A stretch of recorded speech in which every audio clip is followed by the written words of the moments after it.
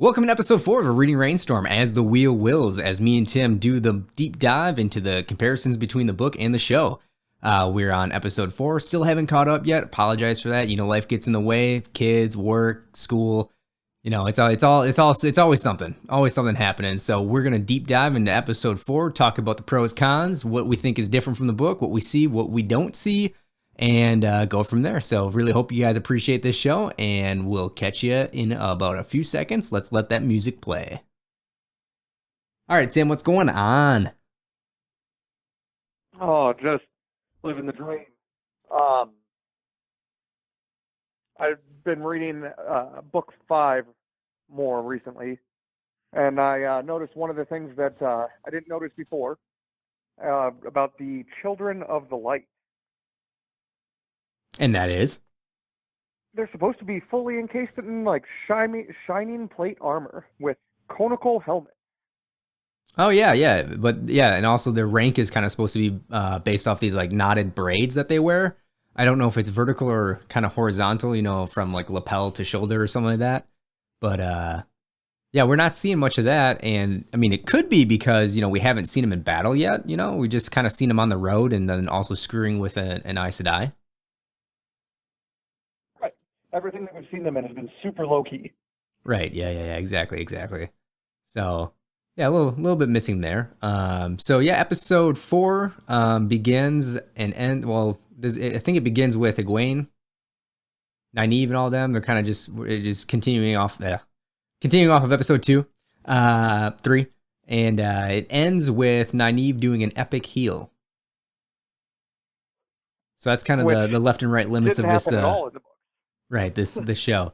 So yeah, let's getting into it. Logain channels. Obviously, we know that he's the Dragon Reborn, air quotes here, and he's convincing this king to take his side and kind of letting him know that, you know, the previous dragons, yeah, they're bad guys, but you know, I'm different. I want to heal and unite the world.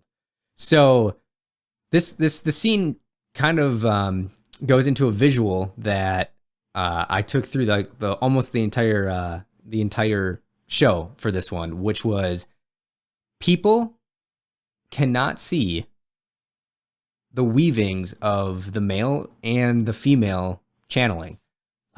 Females can feel and can kind of get a sense of the channeling and the flows that they're weaving, but normal people aren't supposed to be able to see it. And honestly, I'm kind of getting the sense that they can.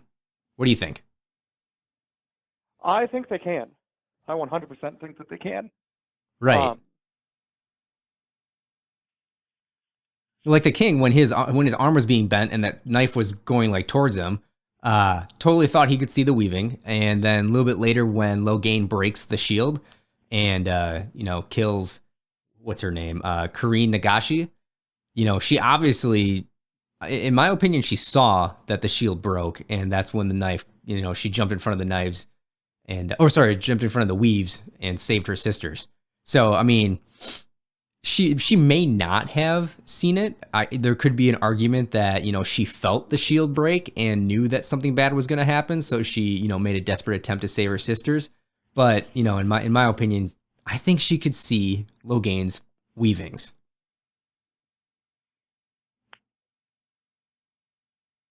And it would be kind of I would cool if agree. they like if you know, if it, you know, cinematically, if they wanted to show this, you know, and you know, show the weavings as they do it and as Logain does it, but then do a scene shot from the perspective of an ordinary person, showing that they can't see what the hell's going on. It's just bam, explosion. Bam, my arm is like turning around and trying to stab myself now, and I have no control, but they can't see the pattern.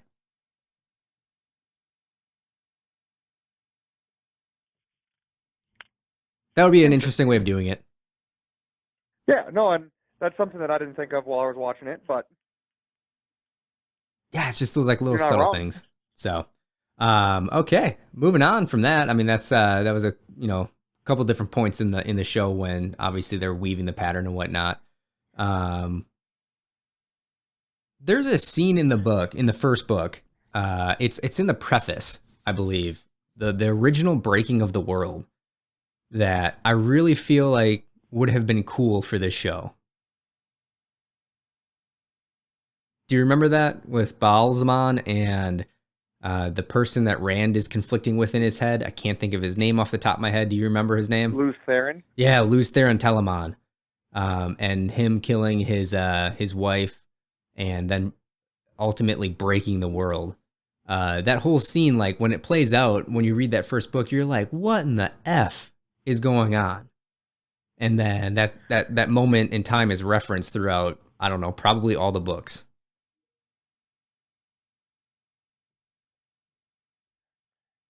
Yeah, I think that would have been a good, like, even just a preface. Um, because in the book, and when I'm trying to describe the books that I'm reading to other people, it's really hard to describe that all of this stuff has happened before. You know, like the wheel is very cyclical, and people are born and reborn, and um, time happens all over again, and it's really hard to describe that. And I think that would have helped the show like explain who the Dragon Reborn is.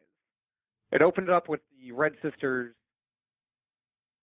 hunting a Dragon Reborn when it could have opened up with, "Hey, here's what happened." Exactly. Yeah, the show just bam puts you right in the world without really any explanation of what's going on, and the watchers right now are left to catch up. That's a really good point. So, like, those that have read the books know what's happening. Those that haven't read the books may not know about the reincarnation, throughout it. Right, the importance of it and what has happened in previous lives. Yeah. I mean, they kind of explained it a little bit about the taint that the Dark One had put on the male half of the power, but yeah, it doesn't really get into it completely yet. Correct. Which at this point in the book, I mean, we're pretty well aware of what's going on. They've explained it a couple times. Moraine explained it. Even Tom Maryland's story, which finally came out in this episode, because he finally had more than like 20 seconds of screen time with, I think it was his son, right? That could channel that he let down. His nephew. Nephew, right? And then he didn't want it to see happen to anybody else, which is kind of what made him want to stick around the boys, making sure that Correct. the Aes Sedai don't mess with him like they did his nephew. Correct. Which really just makes Tom such a likable character. I think he's honestly, yeah, a fan favorite, and out of the show so far, he has been the probably biggest disappointment. To the point about his cloak, it should have been patchwork front and back, maybe a little bit older, bushier eyebrows. He literally has zero mustaches, and Sam Elliott would have been a perfect play. Sam Elliott would have been a fantastic casting for Tom. Right? I know I said Woody Harrelson last week, but honestly, Sam Elliott, hands down, would have been the perfect Tom Maryland. Or even, I can't think of the actor's name, but the younger Magnum PI. I'm not sure who you're referencing there. The show was Magnum PI. I can't remember the guy's name. Okay, well, I had it until I started talking. food for thought.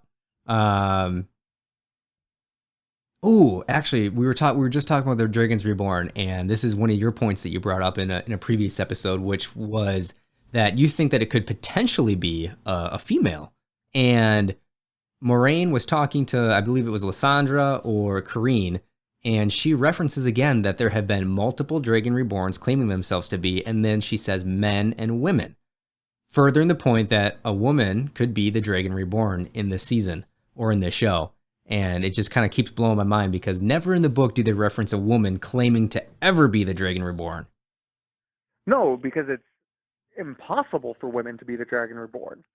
Part of the reason that in the books it's a dude is because men and women access different forms of the one power. There's Sidin, and Sidar. I'm probably butchering the No, it's pronunciation Sidine and of that, but Sidar. we'll go with it. Yep, you pretty much got it. And the male accessing it accesses the tainted version of it, and that's what makes them start to go crazy, which makes them be the dragon reborn, like from there. And the original dragon was a male. From what I understand, when you're reincarnated, you're always reincarnated as the same gender. Yes, correct. But the biggest thing is that the taint, like one of the reasons that it's a problem, is the taint from the one power makes you go crazy.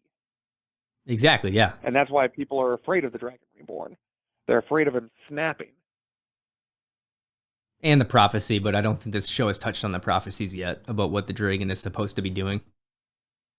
No, the show's really just talked about the male half, and the Reds are hunting him because of they access the taint, and they touched a little bit on the craziness. Exactly, yeah. So, anything else for that one? No, I'm very curious to see where they're going to go with it. I don't know if that's more for people that haven't read the book, because if they change who the Dragon Reborn is, it changes the entire story. Right, right. So we'll see where it takes us. It would be So I interesting. don't know if the show's just trying to do a little switcheroo, a gotcha moment for those that haven't read the book. Look at my left hand while my right hand is doing something else. Yeah. Little sleight of hand action. While everybody knows about it, is watching the right hand going, come on, do something. Yeah. Come on, just with that stick. Just let it happen. Come on. Yeah. Right. So moving on from that, let's go back to the Tuathawan and Perrin and Egwene's adventures with them and Aram. As I think, honestly, Perrin got a healthy dose of "don't pick up that axe again, boy."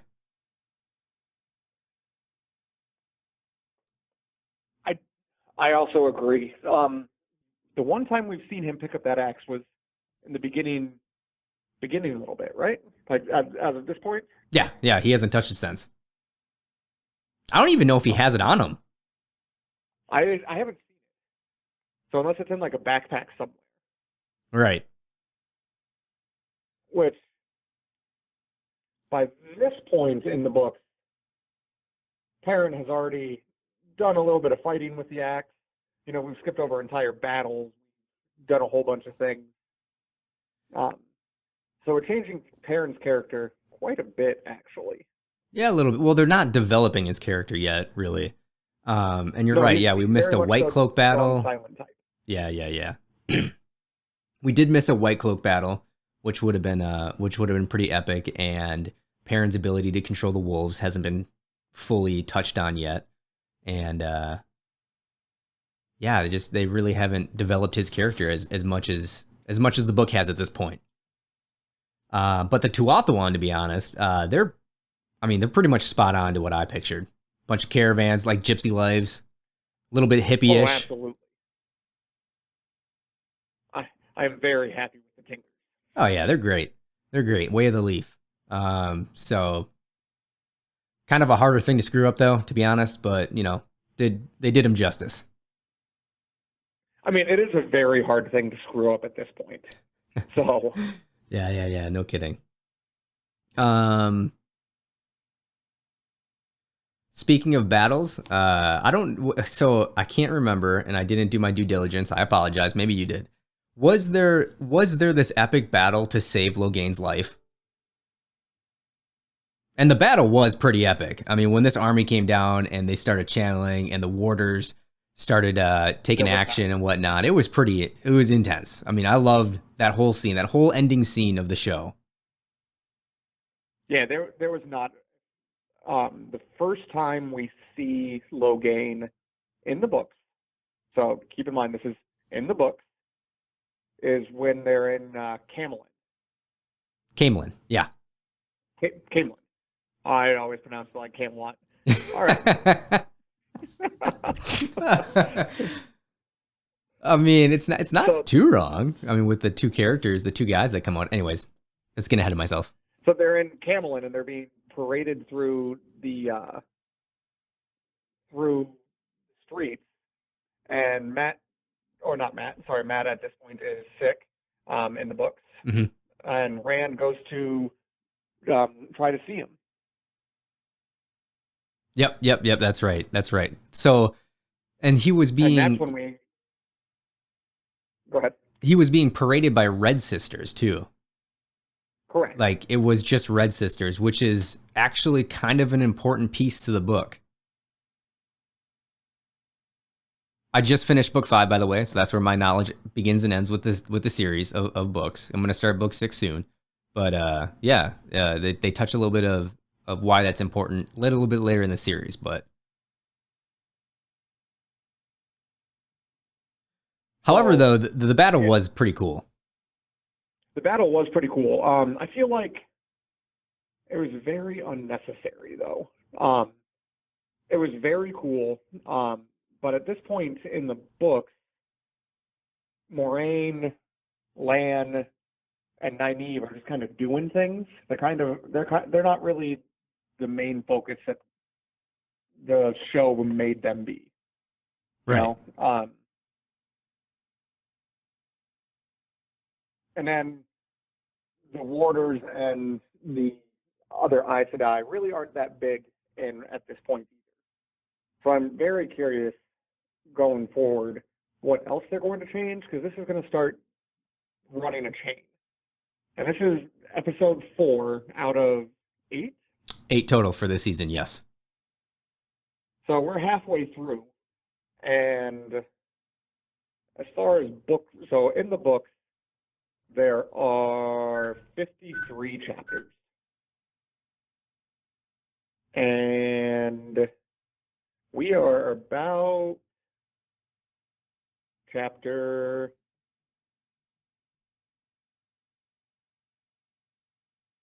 Vale Doman. So we're kind of all over the place at this Yeah, point. I think we're like I was trying to allude to last episode is that we are this far ahead, but there's still so much to like that they could pull from previous chapters and try to make it relevant now.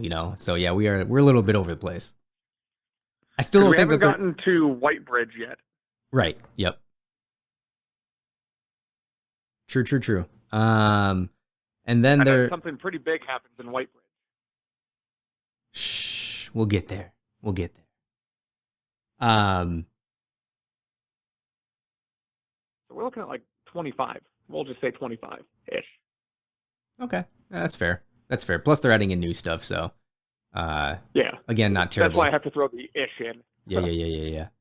And then to end that epic scene, Nynaeve does this monumental heal that radiated so much light she looked like the burning sun, and then healed like 20 people at one time, which was awesome. Honestly, I thought that was super cool, but nothing she's ever done in the books. No, I mean, I like that because in the book she always is way stronger when she's angry. Yeah, So I like that they played that into it a little bit. yeah. But Kind of looked like she was going Super Saiyan. correct. That was She even pretty has neat. we were just missing an entire episode of her doing Yeah. Yeah, it should have cut out right there before the healing and just had her just powering up. that. Correct. But that pretty much ends their story for episode 4. And then let's go back over to Matt and Rand, who take refuge with this farming family. And Tom Maryland says that he thinks that Matt is the one who is cursed with the power of the Dragon Reborn, because he's seen all the signs. And this is where we get into his backstory as to why he has a soft spot for men who can channel. Matt has a. I'm gonna Go ahead. go ahead. I'm just gonna throw this out there. I'm really upset that they're going replacing Matt, and then season 2. So for those that are season 2 is announced, like has been approved already. However, they're recasting the character, and unfortunately for me, they're recasting the character that has the most charisma on screen. And what was the reason for the recasting again? Apparently, Matt, the actor that plays Matt, was just a real d-bag on set, Okay. Yeah. and they didn't want to work with him anymore, so they're recasting. Fair enough. Let's dive more into that story in the next episode. I'll do some research and reading, and we'll touch base more on that in a little bit. That sucks though. Yeah, because Matt, again, one of my favorite. Oh yeah, actually, I didn't say this before, but Logain has the makings of a favorite character. I really like where they're taking him. I know this is the most scene time he's had versus books versus show, but I like him a lot. Oh, I sorry, we're gonna back up a little bit here. Were they trying to hint that Nynaeve was the Dragon Reborn by making her go Super Saiyan and the light of the Thousand Sun or Oh yeah, whatever? yeah, yeah, yeah, absolutely. Because Do you Moraine think that's tells, what they're trying to hint at right there? yeah, of course, Moraine just tells Logain the story about what the power of the Dragon Reborn truly looks like, and that he is just a trickle in the way of what the true Dragon Reborn could do. And then Nynaeve does this epic heal, and quotes Moraine, and it's all alluding that Nynaeve is the Dragon Reborn for sure. So when I was watching it, I absolutely just got that they were just trying to show how badass Nynaeve is when she's pissed off. Right, and that's because that's from the books, that that's what she is. When she gets super angry, Right. she is the most powerful Aes Sedai I think that exists right now. I think that's what they kind of make her out to be, but only when she's pissed. Right. So then when she heals everybody else, and then they still Logain. Yeah. Oh God. And that tear that falls from his eyes. Oh my gosh, that was a pretty powerful scene. It was really It good. was. Well done. Well done. I'm not as happy now that I connected the dots a little bit. I was more happy with just her being, yeah, she's really strong when she's upset. Yeah. But do you know what scene But kind of then my sucked? brain just connected the dots. Oh, A little slow. that's all right. Do you know what scene kind of sucked? Go on. Tom Maryland's fight with the Fade, and then Matt and Rand just peacing out. Yep. I mean, that happened so quickly, and at this point, you have some pretty good feelings for Tom, and But do you though? in the book you do, and you're like, oh In my the book, God, you do. you're like, oh my In God. the show, but do you? No, that's what I'm saying. Like in the show, it's like it all happens so fast. Like, oh, there's a Fade. Oh, I'm gonna stay behind. Okay, bye, and then it was done. And we've met Tom for all of like what 30 seconds. It feels like Yeah, it's been just maybe half an episode. just no feels, Maybe. and like it didn't even show him fighting the Fade. So it's like we don't even know what happened. Alive, dead. I think it hints that he's dead. Um, As it should at least have. that's the idea that I got. Yeah. But like at this point, Matt and Rand don't even have that big of a connection with him. They've been together for how long in show? Like a few weeks? Yeah, however long it took him to travel from wherever they were to this farm. A week, Whereas a in the couple books, days. Matt and Rand and Tom were traveling for a while um, before they got to Whitebridge. Yeah, and fought a Fade. Correct, and that's where Tom dies Yep. in the books.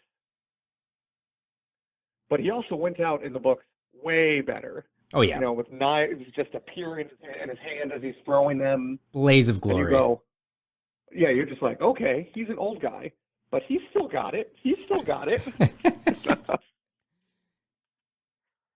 Yeah. Yeah, so that was a little bit of a disappointment to end the episode on, relative to the books. Crazy, with Matt, going crazy or sick, more sickness, not crazy. And the massacre of the family, and you think Matt did it. You definitely think Matt did it. Yeah. Intense scene, but ended and was wrapped up too quickly. But yeah, that really concludes episode 4. Thank you everybody for coming out and listening to us again. We really appreciate it. Check us out at readingrainstorm.com to see more of the stuff that we do. And we're slowly but surely catching up to the TV show. We're going to get a couple more episodes out before next week. And in hopes, fingers crossed here, that nothing else comes up, work, kid, or education-wise related, that we catch up and get these more current for you guys. So again, we really appreciate it. We're loving the show. We're loving the book. I know it sounds like we're kind of like dissing on it, but it's just a different way of telling a story that's been around for a very long time. But I'm Kevin. I got Tim on the phone. This is the Reading Rainstorm as the wheel wills.